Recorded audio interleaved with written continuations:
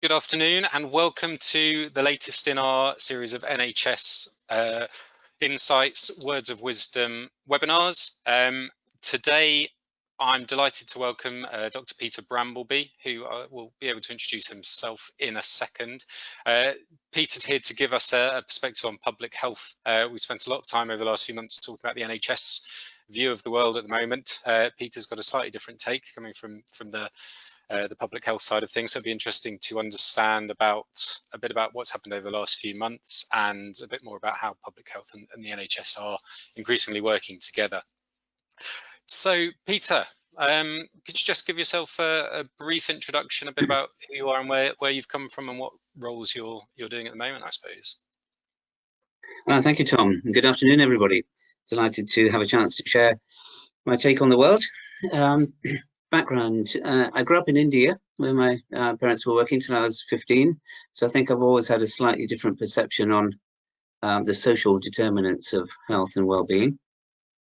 Trained in medicine at the Royal Free, went into paediatrics, mostly hospital neonatal paediatrics, and then became interested in prevention because it was very obvious that many of the people who were coming through our hands needn't have been there if the appropriate preventative measures had been in place. So that took me into public health medicine. So retrained for public health. And then working in health authorities, I woke up one morning and found I was a purchaser and the rest of the NHS were providers. So I went off and learned some health economics because suddenly it became quite important not just to have the epidemiology, the pattern of disease and what was happening illness-wise, but we needed to understand whether we were being responsible stewards of public money. And reflection of how sad I am, actually, I find economics quite interesting. So that was that. I was a director of public health for 10 years in the NHS in 3 different locations, very different locations, and took the opportunity of early retirement in 2012 when public health came out of the NHS and into local authorities. In retirement, I've bought some woodland, so half of my time I spend doing what I consider to be proper public health, which is purposeful activity with other people outdoors. And it's a sort of unofficial social prescribing kind of initiative, which is great. And I devote the rest of my time to doing locum work in public health, mostly in troubled local authorities, just acting up as an interim director of public health or just backing them up.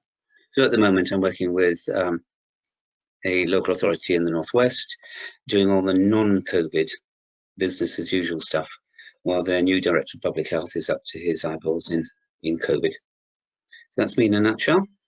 Yeah, fantastic. Thank you, Peter. And I think we'll come on to what constitutes business as usual shortly. But as with all of our webinars recently, we have to start really with COVID to give the context of everything else. So most of the news that we've heard about, certainly in the media, is around the NHS capacity to deal with COVID and non-COVID patients, and also test and trace. In terms of local authorities, we've heard a lot about the sort of tensions between the centre and local, talking about lockdowns and those sorts of things and how they are perceived at local and national level. Could you just give us a brief overview of your perspective of the role that public health officials have been playing in the COVID response overall? If I can generalise, which is risky because it is patchy in different parts of the country, I think the public health directors and their staff wanted to be more engaged right across the field. It's not just the response to the viral threat and doing contact track and trace, but some directors of public health just went off and did off their own bat using their own existing infrastructure of people in sexual health clinics who are used to track and trace for sexual health contacts, the health visitors, school nurses, people like that. On the understanding that actually local authorities know their communities pretty well. Many of them are tenants, the local authority is their landlord. So we know them by name and address and have a relationship with them. So there was that infection control side of things. But we also recognise in public health that the wider determinants are important. And this was clearly a disease that was going to pick off the already disadvantaged communities and quite probably widen health inequalities. And inequalities in health has always been part of our raison d'etre, part of our mission statement.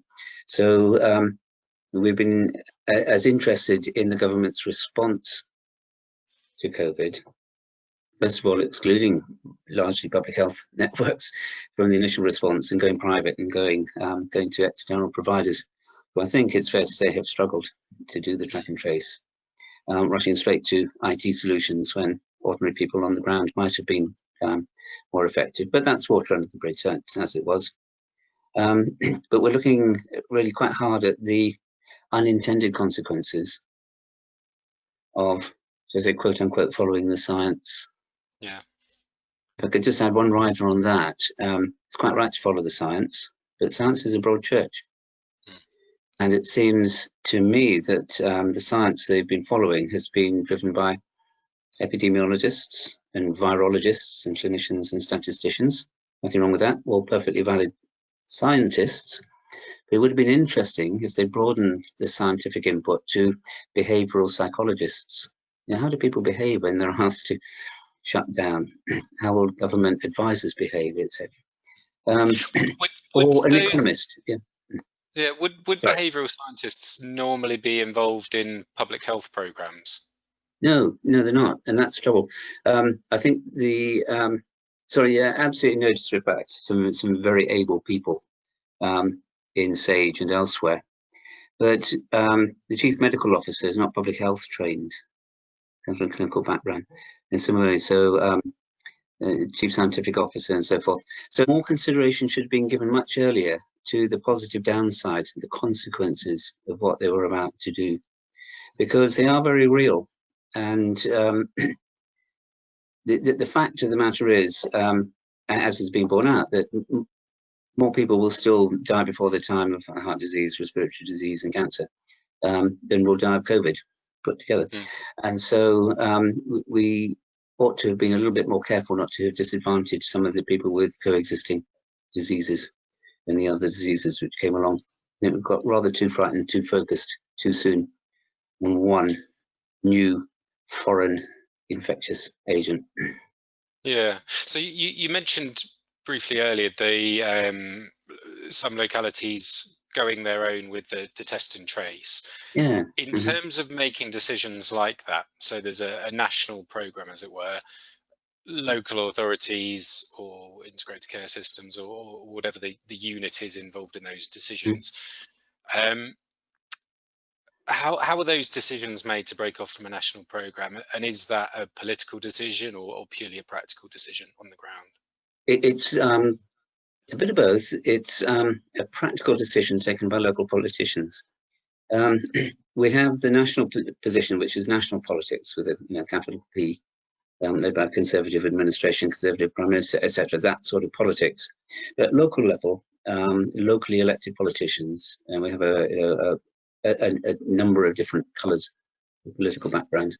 Where I'm working in the Northwest, I happen to have a Labour administration. So I think what happened was people saw a threat, and some were more proactive than others. Some were more resourced than others to go for it and do their own thing. And the pace at which COVID hit different parts of the country was also different. So they came from different places. I think what happened then was those who had set up their own track and trace locally either carried on doing it and added on and patched into the national program, or they said, okay, there's a national program now, we'll bail out, we'll go with that. So what we've ended up with is quite a patchwork of different responses around the country. And what would inform that deviation in response? You talked about following the science, and I suppose even locally people are following their own forms of the science. Yeah. So what would inform that? At a local level. I think depends on quite a number of factors. I think strong personalities, people with scientific credibility or presence In some places, it might be the Director of Public Health, in others, it might be the Medical Director of the Clinical Commissioning Group. Okay. The people that public health directors will turn to for leadership and steer, and indeed their own scientific advice on infectious disease, is the local office of Public Health England. Okay. So Public Health England became very important to directors of public health at a local level. However, I think it's fair to say that Public Health England didn't have a very high profile in the early days of the outbreak. I mean, I've been going around asking various people, who is the Chief Executive of Public Health England? And most people have become aware who Chris Whitty is, and the Chief Scientific Officer and various other people. But the name Duncan Selby doesn't spring to mind. Who was he? You can't picture him. He wasn't on our screens and so forth. So it's quite interesting, the low profile that Public Health England had at the time at the launch and subsequently. And as we know, as events have unfolded, it's been decided that Public Health England should be superseded by another body. Yeah, and does that make a material difference to you? I mean, judging by your previous comments, possibly not. But the move away from Public Health England, does that have a real impact? It's still evolving. We weren't shown the detail of the diagnostic. What was the nature of the problem for which they were looking for a solution? I don't think we ever saw that in detail. And insofar as we did, it was just in relation to infection control and the response to COVID. Public Health England does other things. It's the main source of data and intelligence and interpretation of data. So it's been hugely helpful as a data resource on mapping patterns of disease, and so we can compare our area with other areas with similar denomination, similar populations and so forth. So Public Health England to us is a lot more than just a source of advice on infectious diseases or vaccination. It also runs the screening programs for cervical cancer, breast cancer, and similar things. So it did quite a few things, and we're waiting to see the detail of what a new organisation is going to do. Is it going to do the full scope of what Public Health England used to do, or is it bits of it? And one of the roles of Public Health England was the quality assurance of the public health function in local authorities. So Public Health England has a right to sit on every appointments panel when a Director of Public Health is appointed, right, and has a duty to make sure that the quality of the public health advice that they're giving to the local authority is up to scratch. So that sort of quality assurance thing will be an interesting one to see what pans out. Very early days. We at the moment, everyone's got their heads down actually dealing with COVID, and a lot of this detail is yet to come through. And in my mind, I don't think we're anywhere near a resolution. I think we've got some major change and major shake-up in public health going forward. Yeah, okay, it could go to NHS, it could go into general practice, it could stay in local authorities. It'll all be pulled out to some central agency. We'll just have to see. Yeah, and huge consequences as a result of whichever route it goes down, I suppose. Just wanted to come back briefly to the point about looking for evidence, as it were, and you're talking about looking at people locally. You also mentioned in public health, you look at other parts of the country that are similar to you. So, well, I don't know where your sort of peer groups would be and where you're working at the moment. In terms of sort of contrasting the COVID response with public health, business as usual, as it were, can you do that in the same way with something like COVID in terms of how you're responding, or are you more looking to kind of your neighbours because the threat is geographically linked rather than necessarily social determinant linked, although there obviously is that link? Is there a difference there? Well, it might be helpful if I explained a little bit of what we mean by business as usual outside of COVID. Okay. So public health has a budget, and it's responsible for commissioning locally some services like sexual health services, smoking cessation, some of the immunisation vaccination programs which are run, and health promotion in general. They also have a statutory role to support clinical commissioning groups to sit as of right on the governing body of a clinical commissioning group and give public health advice to the local NHS commissioners, who are the CCGs. And within a local authority, to be a source of public health advice to the local authority. So you usually have someone who's called something like Director of People, and that might be Adult Social Care, Children's Services, something like that. And someone who's called the Director of Place, who will be responsible for parks, gardens, active transport, design, planning, all that sort of thing, highways and that. And then someone who'll be the Director of Finance. And so we give some input into spending priorities. So within the local authority, business as usual means liaising with the other directors on the executive side. So all of that needs to carry on going. And so on all of those aspects, we will compare with our peers. So for something like sexual health, we might look at people with similar sexual health problems around the country. If we came to parks and gardens, we might look at someone else who's got similar parks and gardens. So we don't always compare the same, like for like. Okay.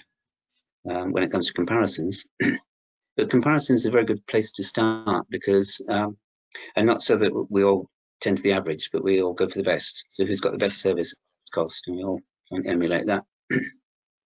Yeah. Theory. Okay. Yeah, absolutely. Yeah. But that's it. Can I just add one rider? Sorry, Tom, to cut across you, but the rationale for taking public health out of the NHS and putting it in local authorities, which is quite a controversial thing to do. It could send the signal that the NHS isn't involved in public health and the health of the public. Of course, that wasn't the signal sending. The signal they were sending was that the role of local authorities in improving the health of the public is huge, and it ought to have been more recognised and beefed up. So that was the aspiration. And in some local authorities, that's been the reality. That's been the experience. Yeah, absolutely. Yeah, and it's all very interesting. I mean, we've heard in previous webinars from various people across the NHS integrating and working in partnership with other organisations locally, and it seems that the NHS is getting on with that, and variously local authorities are involved to greater or lesser extents. You've had experience in different parts of the country. Can you give a bit of an overview of how local authorities are navigating the route towards integration in integrated care systems, for example? Yeah, start from that point, I suppose. Yes, okay. Once again, very variable, and we have that, as I said, overt local party political spin on a particular direction of travel. So some will be much happier with the market commissioning type relationship, others much prefer in-house services and so forth. I just spent some time working in Manchester, which is probably as far advanced as any in terms of full integration of NHS and social care, but they themselves would admit that's not a finished project, and not without its difficulties. So the integration, as we now look at it, really began with the introduction of health and wellbeing boards back in the days of the coalition government. It preceded, well, about 2010-ish onwards. Every local authority had to convene a health and wellbeing board, and this was an integration. They had a joint strategic needs assessment where we took a common view of what we think the needs were, and that was the role of a director of public health. Then a health and wellbeing strategy of some sort, so what are we going to do about what we found? And then pooled commissioning intentions, so this is where the integration began to be put your money where your mouth is, so where you're going to put your money according to what the above, and then finally some sort of a joint assessment of how we're doing. So, but for one reason or another, that was perceived not to have delivered, and so we went down the route of sustainable transformation partnerships, STPs, which have morphed into various other things, usually called integrated care systems now, aren't they? And within the integrated care partnerships, and so the acronyms and the jargon explodes, but it's still the idea of joining things up. But what they're trying to do is graft two very, very different species together. You've got your NHS, this treasured national institution, nearest thing we have to a national religion, very strongly driven from the centre. One size tends to fit most situations, and the top-down priorities are very, very strong. I mean, you know, your career does not last long if you don't meet your access targets and your national must-dos. They always trump anything else you want to do locally. And then you're grafting that against politicians who change much more frequently. The political colour of the local authority can change really quite dramatically after an election. You've got different lines of accountability. The executives and managers within a local authority defer to politicians to actually make the final decisions, which is different within an NHS command and control structure. And so there are different ways of doing things. And then in any partnership, I guess you follow the money, don't you, to find out where the power and therefore some of the strengths or weaknesses lie. When you're talking about bringing budgets together, I think it's fair to say that local authorities in regard to children are bringing more money to the table. But when it comes to adults and the elderly, the NHS brings far, far more money to the table. And overall, the NHS is far the bigger partner when it comes to finance. And sometimes that seems to be played out in where the decisions lie and where the influence seems to lie. In my experience, the NHS priorities and NHS funding tends to dominate. But that's a very sweeping generalisation. Where the integration works well, it works extremely well. I think it's working best on the pooling ideas and trying to work more collaboratively and trying to avoid duplication. But when the chips are down, and if it's a question of should we carry on with our health improvement strategy, or do we really have to put the money into the waiting list problem at the local hospital, the waiting list problem at the local hospital will win. Yeah, no, it's really interesting, and I suppose it's been a tension for years, is prevention versus the cure, which is the title of this session. And it's interesting to hear that you still sort of perceive that tension around, do we invest in the prevention, or is it in the treatment of conditions and disease? I suppose it'd be interesting to get a comment on, so the context of integrated care is around population health, and that's I suppose the current lexicon. Do you see that as a concept that sits within a public health bracket, and should that be a direction of travel, that fundamentally this is around almost kind of, let's start with people that are being born now and how do we get them to the best place in 80 years time? Or is it, let's just keep going with what we're doing and just try and manage things as we go? Yeah, that's rich. Let me start with the definition of public health is prolonging life, promoting health, preventing ill health through the organised efforts of society. So integration is just built into the definition of public health. It actually comes down to it. Many commentators over the years have said we actually have a national sickness service rather than national health service. In fact, you could say, and this is an exaggeration, so take this with a pinch of salt, that what we actually have following the market reforms in the NHS are competing healthcare businesses, not a national health service. And if you look at the objectives which are set year on year for NHS executives, it will be in terms of access targets, financial balance. No one should wait more than X number of weeks for an operation or for a cancer treatment, or waiting times in A&E, that sort of thing. That's what will get you hired and fired. I'm not aware, someone will correct me if I'm wrong, of any executive in the NHS being fired because they failed to improve the health of their population, or they failed to reduce the inequalities gap in life expectancy. So despite what we hear about the NHS is there to improve the health of populations, it doesn't actually filter down. It then gets translated back into access to health care. And I'm speaking now with a very strong vested interest in someone who wants to spend more on prevention. But honestly think that if the NHS had spent a bit more time really putting its money where its mouth was on investing more on prevention, we've got there. Now, I've done this thought experiment many times with different audiences, with medical students, with mixed public meetings or meetings of clinicians. You just get a similar answer, which is this. So if you had the same budget next year as you have this year, but you could spend it differently, Would you spend more on prevention, more on treatment, or more on supportive and end-of-life care? And almost always people say we would spend more on prevention. I say, well, that's fine. Second question, you can only spend more from a fixed budget on prevention if you spend less anywhere else. So can I have a show of hands? Would you take it out of treatment or would you take it out of aftercare? And nobody wants to do that. But if you push them, then sometimes they will reluctantly accept that that's what we ought to be doing. But then that very quickly turns into a conversation about, wouldn't it be great if we had some proper economic appraisal of, would the money give you bigger bang for your buck if you spent it in prevention than if you took it out of treatment? Where is the evidence base for making these shifts? And to some degree, we lack that evidence base. In other areas, we have the evidence base, we just don't have the political will to actually do it. And where does that disconnect come? Because I mean, a lot of political decisions, it appears, are made for economic reasons.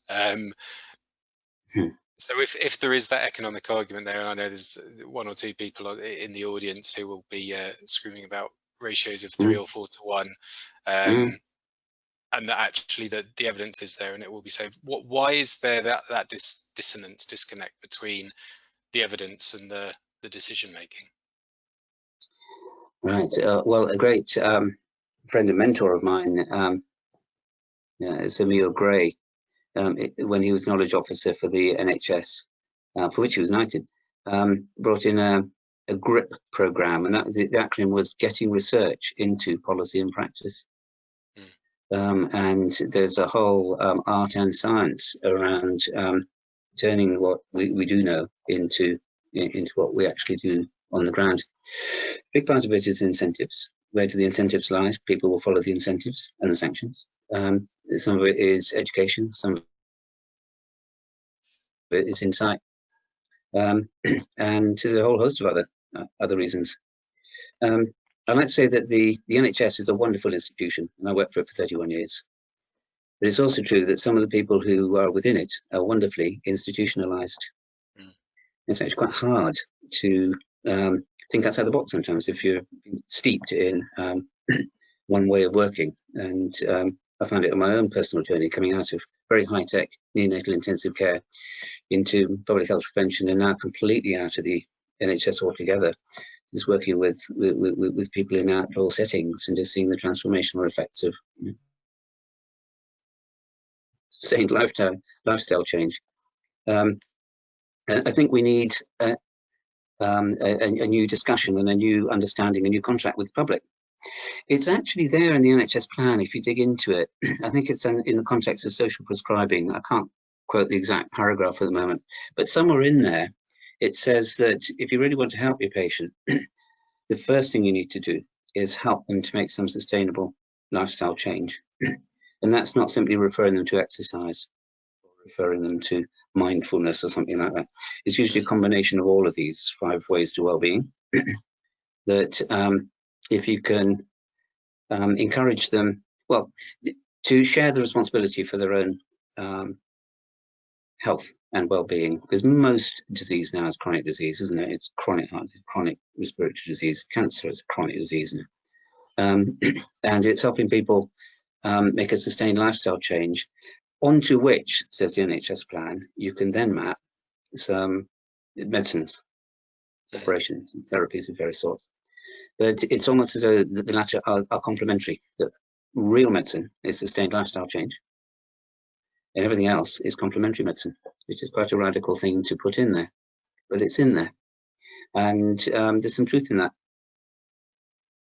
I think there is a risk of over-medicalising certain things, over-medicalising satellites, loneliness, bereavement, and so forth. And if we change the language, so if we referred, as Samuel Gray does, to maturity onset diabetes as walking deficiency, we call it walking deficiency, suddenly it puts you in the direction of a completely different therapeutic approach. I wouldn't advocate this universally, and it would need to be done with a huge tact, but I'm aware of some people in general practice who are really quite assertive with their patients, and they say, look, Mr. Jones, you're 55, you're perfectly ambulant, but your cholesterol's up a bit and you're a heart attack waiting to happen. This is going to be a marathon, not a sprint. If you're up for some lifestyle change, I can help you. Here's a pedometer. Show me that you're walking 2 kilometers a day, and then I'll give you a statin. But there's no point me giving you a statin if you're not going to do your bit. Now, I've oversimplified that, and there'll be people probably throwing things at the screen as I say that. But you get my drift. Yeah. It's just helping people to help themselves, but in sympathetic and appropriate ways and caring ways that help them to permanently change their lifestyle. So I keep coming back to that. And we're not doing it. I mean, it's just extraordinary how many people with smoking-related disease go into a hospital and have no smoking cessation help there. And then we get into some of these barriers. So, well, actually, that's public health's job. Why aren't you funding all this smoking cessation in our hospital? The answer is, funding's been cut. So why is the hospital doing that? Et cetera, et cetera. And then you get into the, our hospitals are paid for the sick people who come through. They're not paid for the people who they keep out of hospital. But that, mercifully, is now changing as we go more towards block contracts. So the commissioning can be, here's a pattern of care that we want you to provide rather than episodes of care. And it's putting hospitals back in the knowledge business, which is where we want them to be. They're the skilled experts who should be treating the most appropriate client load. They're not in the hotel business to be providing beds. So why do we pay for beds? We should pay for their knowledge. We should be able to ring them up or email them and get advice. We shouldn't have to send the patient there in order to generate the payment. Yeah, absolutely. Yeah. So just thinking in terms of some of those hard to reach groups, and the NHS is doing more in terms of social prescribing and I suppose doing a lot of stuff around finding people through better use of data and various things. So the NHS is incrementally hopefully getting there to those hard to reach groups, but there's always been a 10%, 20% of the diabetic population, the kidney disease population, whoever it may be, who are not receiving the best care because they're not engaging or because they haven't been engaged, I suppose. What can public health bodies, public health individuals, public health initiatives do that the NHS can't? Who can public health reach that the NHS can't, admitting obviously that things are coming together slowly? Yeah, and we need to be very careful not to victim blame and say, well, it's the diabetic fault because they should have got out more, or it's someone's fault because they're overweight. It's much, much more complex than that, but that doesn't mean we shouldn't address that determinant. So it's like this. I think one of the roles of public health practitioners, and I think by extension, I'd say pretty much everyone who works in a local authority or the NHS is in fact a public health practitioner. They adopt that mindset. We should all be working to try and make these healthier choices easier choices. So for me, I think, and I practice this, rather than spend the majority of my time when I'm acting DPH down at the CCG, looking at the medical models and social prescribing and that side of things, it's working with the director of place and opening up more leisure facilities or encouraging communities to take over their own local woodland. And so in the old dispensation, someone will come to the council and say, it's a disgrace, the local canal is messy, there's dog poo, there's trees have been vandalized and there's rubbish in the canal. What are the council going to do about it? Well, I think a more enlightened council would say, here are some bin bags, here are some saplings, here's a spade, what are you going to do about it? And we'll help you. You take control, and in so doing, get a bit of community spirit, get out a bit more, look after it, protect it. And there are community forests and woodlands and community gardens and all sorts of things springing up all over the place. Another example, I was, well, I won't say where, but I was in a local authority. We were just looking at the plans for a new old people's home that was being built on a piece of recycled land. And looking at the plans, you could see where the buildings were, you could see where the car parks were, you could see a little bit of lawn. So my question was, where's the garden? Then they said, it's there, it's that lawn with a couple of trees in. Can't you read them out? I said, no, where's the garden? So where are the old people going to come out, get their hands dirty, and have you got some raised flower beds? Are they going to be able to actually do some gardening? And even thought about it. So long story short, they did take out some of the car parking space and allocate a raised vegetable and flower garden. And so it's just little things like that. If we just rethink how we do it. So our role, sorry, going back to everyone as a public health practitioner, is to try and be a catalyst for change. We don't necessarily have to do it ourselves, but maybe drop in the question that no one else has thought to ask. We don't have to come up with all the answers. There are other people who can come up with the answers, but our job is to come up with the relevant questions, because if we're not asking the right questions, we're not going to get the right answers. The classic example of that, which has now become a bit of a cliche, but it's quite widely practiced in medicine now, instead of asking, what's the matter with you, and looking for a deficit that you can correct through your expertise, say, what matters to you? Because you're the expert, and how can we help you with whatever your journey is? It does take you to a different place sometimes, a different intervention. Yeah, absolutely, and I think that's a really powerful point. And I'm just going to pick on your example of the raised bed there. So it costs a couple £100 to build a raised bed. Thinking about what matters to you angle as well, particularly given your background, Peter, how do you measure the value? Because so much in the NHS is about return on investment, or, you know, how do we spend this pound versus that pound?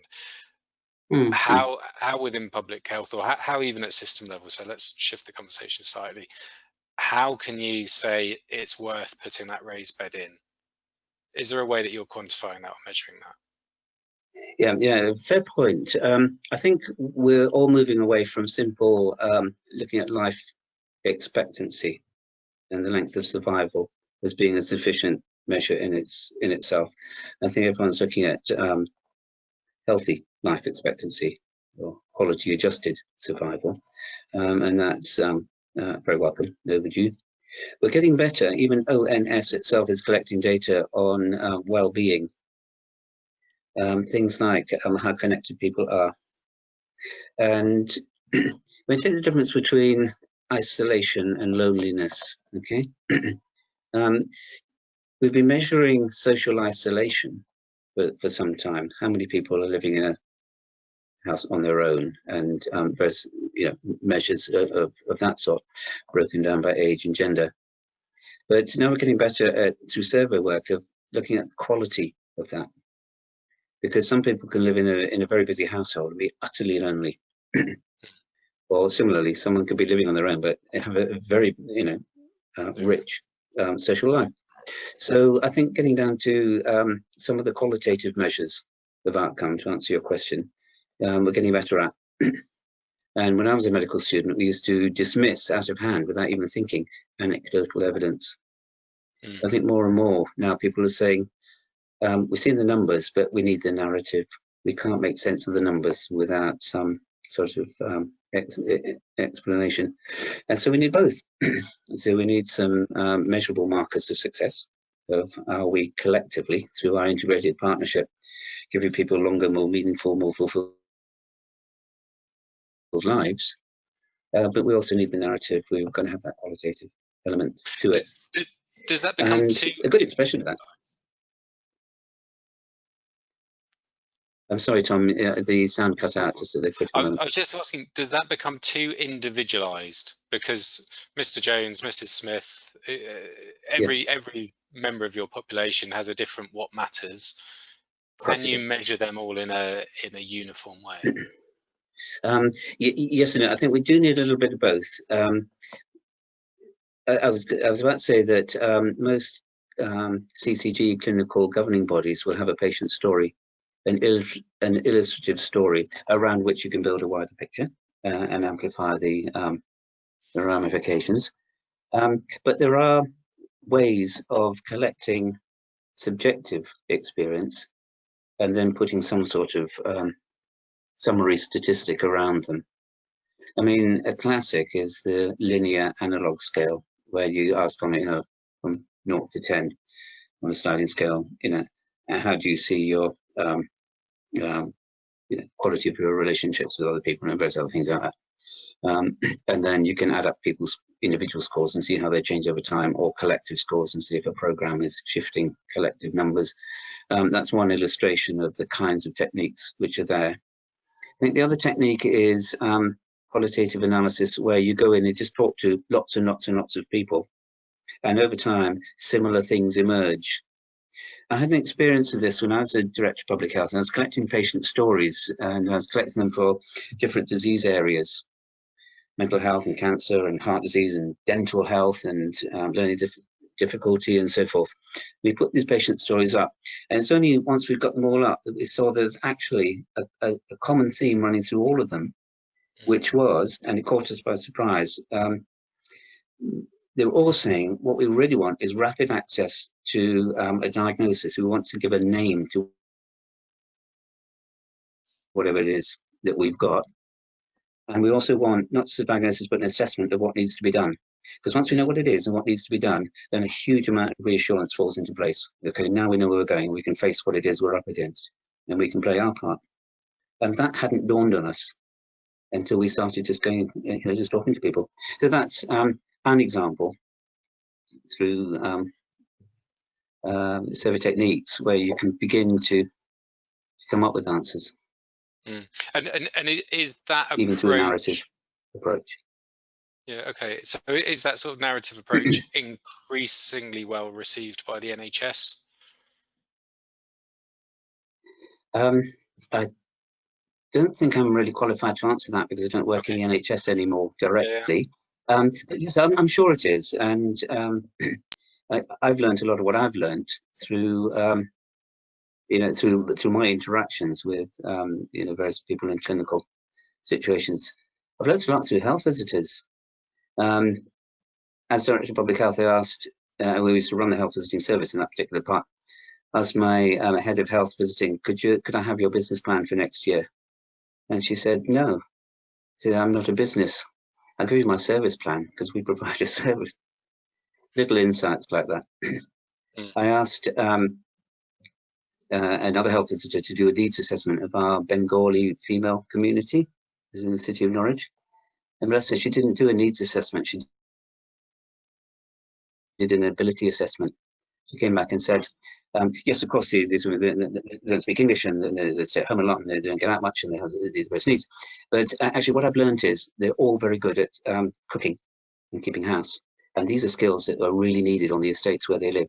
So let's get people cooking together. So she set up cooking clubs. And that's such a wonderful way of integrating these people into the local community, making them feel wanted. And then in that way, they gradually pick up the language and pick up our ways, and find out how you get to the post office, how you get to the GP, and various other things which make them more integrated. Yeah. So it's that kind of thing. One other quick example, Sam Everington, now Sir Sam Everington, the GP in London, very inspirational, lateral thinker, public health minded GP. They're having a problem with poor attendance at lead ulcer clinics. So he set up a flower arranging session. Women would come for flower arranging, brackets, get their leg ulcers treated. So suddenly attendance shot up and became a jolly social event and life enhancing rather than a horrible chore. So I think if we do a little bit more of that sort of creative lateral thinking, because medicine's supposed to be an art as well as a science, and we need both, don't we? Yeah, absolutely. Yeah, and I was going to ask you a question anyway. That's a really nice segue to it. It was around health inequalities, and that's a big concern I know for a lot of our audience, is how to support and address those. There's been a lot of concern that those gaps are widening or have widened over the last few months. Just picking up on your comment there about healthcare being an art, or care being an art. Artists are obviously very individualized, do things in their own way. Is that not I suppose it's a two-part question. Do you perceive a widening of health inequalities, and how can kind of individualized approaches support that, or support closing? Well, at the end of the day, all our patients, ill or well, are individuals. So the diagnostic and the response has to be individualized at the end of the day anyway. So let's not get too collective in our thinking. The artist Georges Braque famously said that the role of art is to disturb, the role of science is to reassure. And so we need a bit of both. So we need the individuals and the iconoclasts and so forth, who are shaking it all up and say, why don't we do it this way? Coming up with creative new ideas, lateral thinking. Meanwhile, the scientists should be explaining and evaluating and putting it all back into some sort of rational box. So and we need both. And I know good clinicians, doctors, nurses, and the rest bring their personality to work, don't they? And the interpersonal relationships is massive, absolutely massive in the therapeutic outcome at an individual level, and you can collectivize that up to a bigger level. I think when it comes to tackling health inequalities, the three big areas to look at are the inequalities and the determinants of ill health. So until we tackle some of the variation in opportunity, jobs, housing, access to open spaces and so forth, we'll be struggling. So let's start there and look at those. And if we did nothing else, that would have gone a long way.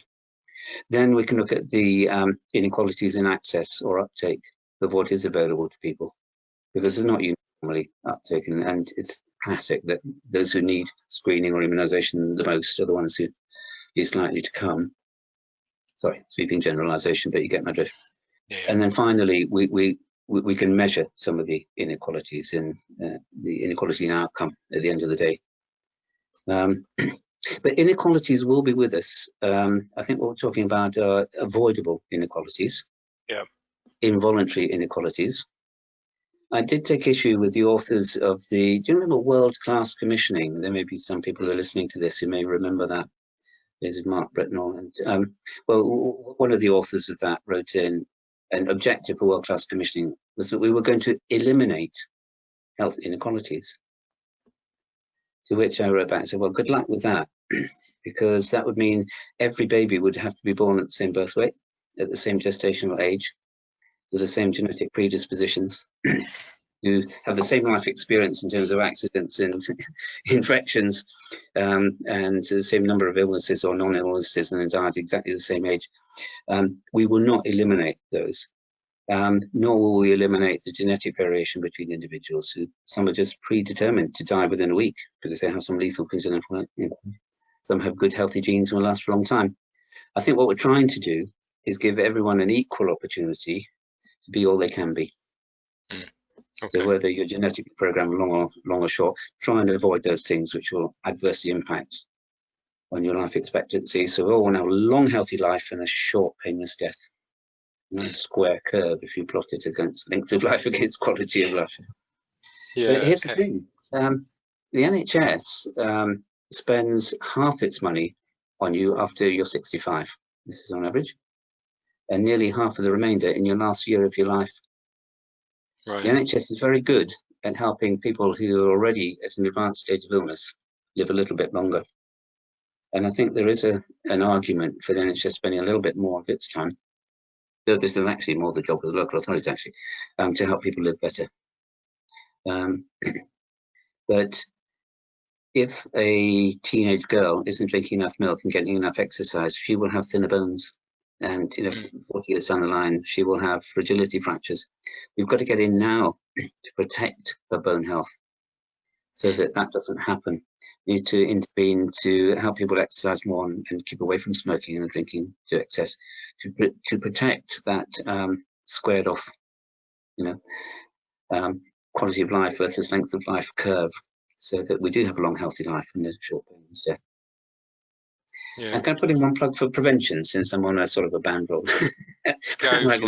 Very quickly, it's this. There is a myth that if we invest in prevention, it takes ages to get a return on that. When the reality is this, take smoking, for example. If you quit smoking, within a day, you can measure a reduction in the exhaled carbon monoxide. And already you're helping the unborn baby, already takes the pressure off the heart in a day. Within a week, the pulse will fall measurably. Within a month, your blood pressure will be measurably lower. And within a year, at population level, there'll be fewer heart attacks presenting at hospital. That's the Scottish experience when they went no smoking. So prevention can help you in real time and help people in real time. And then you get the added bonus, 5, 10, 15 years down the line, when there's fewer hospital admissions from smoking-related diseases. Are there some myths that exist then, sort of folklore that prevention takes a long time? which are actually, you know, not necessarily evidence-based claims? Well, I think that's one of the myths that you come across. It takes some time. So yeah, it'd be great to do, but quite honestly, you know, we've got sick people in our face. You know, we'll this is sort of counsel of despair, it seems to me, and but nonetheless, it's very prevalent, and that's what we do. I hark back to my earlier example of, you know, where would you take the money from if you were going to put it into prevention? I think the other myth is that if we prevent people from dying prematurely of a respiratory disease or a heart event, they'll die lingering deaths of dementia in an old people's home, and, you know, overall the economics don't pay. How much better people would die on or about their retirement age, and then, you know, we'll all save a lot of money. You know, you hear that. It's a very prevalent myth. The truth of the matter is, if we do take preventative measures on things like smoking, sensible drinking, plenty of exercise early enough, then people will survive into a healthier old age. It's not the other way around, that we're and quite honestly, I find it slightly repugnant to think, well, let's encourage unhealthy behaviour so people will kill themselves early. I mean, you know, what a waste of life and, you know, human opportunity. We won't put a recommendation on that. If we can, I'd just like to deviate slightly. I think that's been a really good navigation of the landscape so far. Our audience are not from the healthcare industry broadly, don't always have a huge amount of experience working with local authorities, public health bodies, often work more with the NHS. Can you just describe what perception, if any, there is of pharmaceutical and medical device and technology industries within public health circles? I think if it's a local authority which happens to have a large pharma industry within its boundaries, it will look very favourably on that as a major employer. And employment brings benefits, it brings council taxes in, and generally, you know, to have people in employment improves the health of the population. So as employers, they can be viewed favourably. I think it's more in the NHS that there have been you know, difficult experiences with some of the pharmaceutical companies' interactions. I think there are controls in place now to stop the more overt promotional or let's say giving clinicians inducements, inappropriate inducements to use a particular product and that sort of thing, or overuse a particular medication. So I think it was more on the NHS side, in my personal experience, that there was a perception of pharma evil, you know, public good. I think most people have got a more balanced view now, and I can absolutely certainly say from my own experience that some of the most unethical people I've met have actually been working in the public sector. Not in the private. We won't ask for names, but people are people all over the world, you know, and there's good and bad in either. And I think generally on both the public and the private sector, people are genuinely trying to do the best, and their motivation is trying to bring services or products to the public, which will improve life. Yeah, okay, no, that's really good to hear. And a lot of our audience again are sort of actively looking to work collaboratively, kind of in keeping with the way the health systems are, and becoming part of those collaborations. Really, are there any particular areas that you see pharmaceutical companies, medical technology companies adding value to public health drives, public health initiatives, the overall agenda? I think it works best if it goes in both directions. I think each has something to learn from the other, and there's nothing wrong with greater familiarity with each other's roles, ways of working, drivers and so forth. One way perhaps to do that is through skill swaps or job swaps, and to spend time working in each other's areas. Obviously, that needs to be done with forethought and within the regulations. But data analysis, economic appraisals, that kind of thing would seem to me a fairly obvious area to work on. Evaluations. And then maybe some of the back office functions, IT support and systems and capabilities, HR, procedures and practices. It ought to be that the NHS should be the exemplar when it comes to HR practice, since their business is healthcare and looking after people. Sadly, I don't think that's actually the case universally. So that's another example. So I'm just throwing out a few random ideas there. Yeah, that's what springs to mind. There's familiarity, and it must be in both ways. We need to avoid being unduly patronising in either direction. Yeah, absolutely. In terms of, I suppose, the broad skill set within public health bodies, you've called out a few things there. Are there particular things that you think could be done better within public health bodies generally? And again, we're bringing out the broadest brush we can here, but sorry, things that could be done better within public health public bodies. sector. Yeah, public sector outside of the NHS, so local authorities. Oh, I see. Public body outside of the NHS. Yeah. I'm sure so. The economist in me feels that those of us who are stewards of public money should look very carefully at allocative efficiency. Are we allocating our resources efficiently? Which could be summarized thus, that there should be no one outside the offer of whatever the public service is offering who has a greater need, a greater ability to benefit than someone who's actually inside. So we should always be looking at those margins. Have we got it right? Are we providing services for people who just don't need it as much as someone who's going without? Are we just responding to the articulate, middle classes, or are we going and finding others? So I think that's one. And the elimination of waste and inefficiency. I think that more and more we're coming down to that, to save our planet, let alone save our public services. And it was, I can't remember his name, I'm afraid, but it was an economist in New York who said that the pursuit of efficiency is an ethical imperative for those in the public sector, because the people who pay for our inefficiency are actually the public, and the currency in which they pay for inefficiency isn't just their taxes, it's missed life chances, it's avoidable morbidity, it's actually dying before their time. So that's a very high price to pay for inefficiency. So the pursuit of efficiency is actually an ethical imperative. It's literally deadly serious.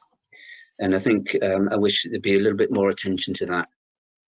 And the way to do that, I think, is to change the language. So we stop talking about council spending, or indeed NHS spending, and just use the word council investment, NHS investment.